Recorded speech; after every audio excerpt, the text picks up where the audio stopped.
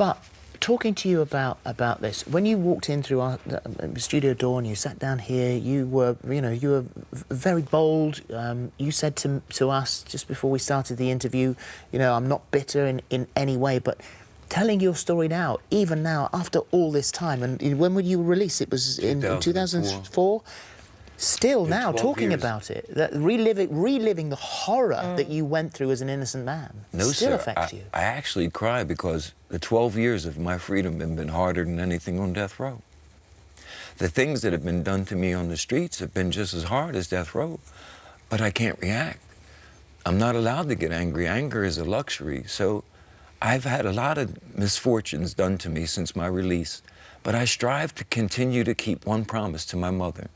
She said, "Nicky, for you not to be a nice man is a waste of everyone's time. And no matter what, for the rest of your life, I want you to be kind and respectful, especially to women, because you told a lie.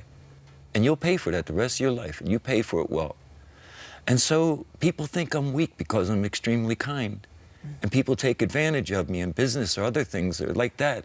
And I don't mind because I get so many good rewards in the other side of it. I just started going back to speaking in schools and all that. Well, you've been speaking at the United Nations, in front of the European Union, and in particular about the abolishment of the death penalty as well.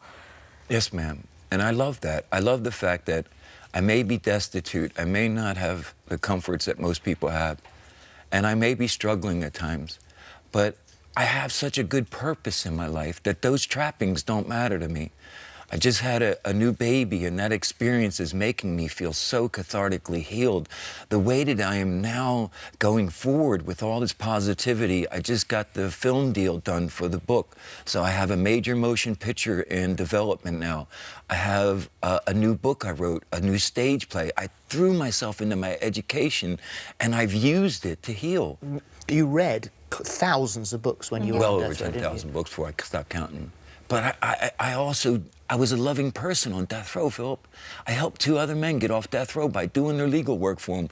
I cared for men, even though they were murderers. I held them in their arm when their mothers died because I all along wanted to be a good person. And I didn't want to let go of that because what was the point of coming home? You've said that you think being on death row actually saved you from a life that a road you potentially were going down. Yeah, I showed your producers. I have a photograph of my childhood. Like, all my friends are dead. My 2 brothers are dead. Everybody's dead from OxyContin, being murdered, violence, drug acts. They're all gone. These are 27 young people, I think, that all grew up around you in your neighbourhood in Pennsylvania. And every one of them's dead, including both my brothers. And so, if you hadn't been accused of a crime that you didn't commit and spent that time on 8,057 days behind bars, I'd be dead. You'd be dead as well? Yeah. Not only that, I'd be empty, wouldn't I? What purpose would I have? What meaning? So I look at it this way. God asked me to pay a very severe toll to be a nice man. If I quibble about the toll, I wasted the opportunity to be a good man.